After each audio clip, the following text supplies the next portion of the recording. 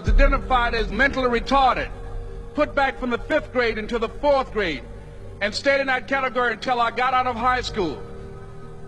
I don't have any college training, but I met a high school teacher who one day changed my life. I was waiting on another student, and when he came in, he said to me, "Young man, go to the board and write what I'm about to tell you." And I said, I can't do that, sir. He said, "Why not?" I said, "I'm not one of your students." He said, "It doesn't matter. Follow my directions now." I said, "I can't do that, sir." He said, "Why not?" I said, "Because I'm educable mentally retarded." And he came from behind his desk and he looked at me. He said, "Don't ever say that again. Someone's opinion of you does not have to become your reality." And as he talked, my heart began to beat fast. Tears began to run by my eyes, and I was in the back just listening to him, because the speech he was giving, that speech was for me.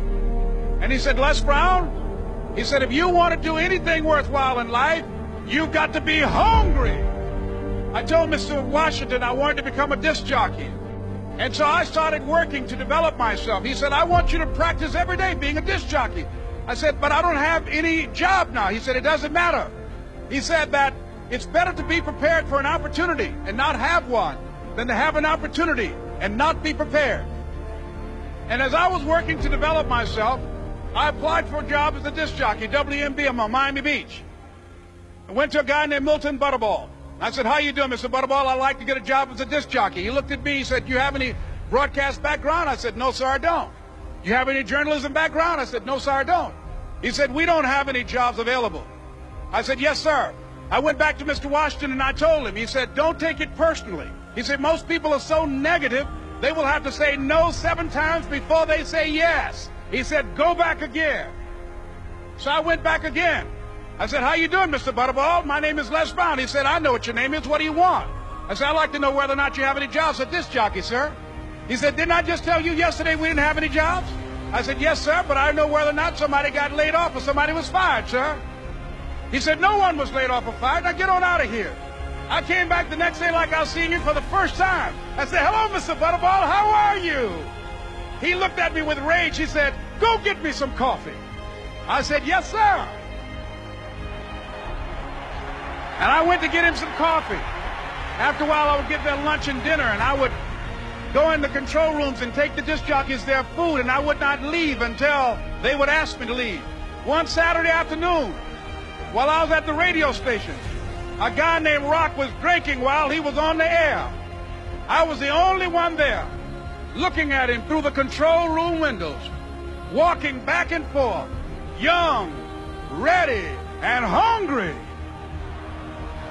Pretty soon the phone rang, and it was the general manager. And I answered the phone. I said, "Hello?" He said, "Les, this is Mr. Klein." I said, "I know." He said, "Rock can't finish his program." I said, "I know." He said, "Would you call one of the other DJs in?" I said, "Yes, sir." I hung the phone up. I said, "Now he must think I'm crazy." I called my mom and my girlfriend, Cassandra. I said, "Y'all turn up the radio and come out on the front porch. I'm about to come on the air." I waited for about 20 minutes, and I called him back. I said, "Mr. Klein, I can't find nobody."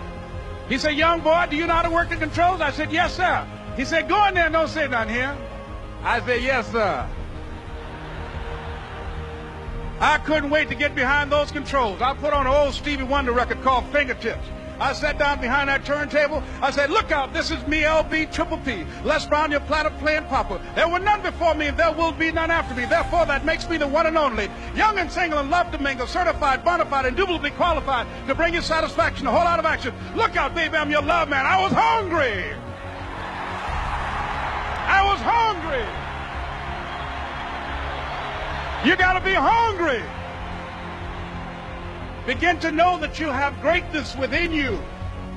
And if just one of you here begin to envision yourselves as being blessed and highly favored to reach your goals, if just one of you capture the essence of what that means, that you have greatness within you and a responsibility to manifest that greatness, that you can make your parents proud, you can make your school proud, you can touch millions of people's lives And the world will never be the same again because you came this way. It was hard, ladies and gentlemen, coming to speak to people. And I was facing financial difficulties in my own life. I was behind on my bills and my dreams, and I'm saying to them, you can live your dream. It was hard, ladies and gentlemen. It was very difficult to pick myself up each day believing that I could do it. There were times that I doubted myself. I used to ask myself, can I do this? And something said within me, you're the one. Don't give up on your dream. By continuing to push forward, by continuing to run toward my dream, that one day I would have my own talk show. It's a long shot, ladies and gentlemen, from Liberty City, an abandoned building on a floor, never knowing my mother or father. It's a long shot. Being here with you today in this dome in Atlanta, it's a long shot. No college training, labeled educable, mentally retarded, but I kept running toward my dream. Don't stop.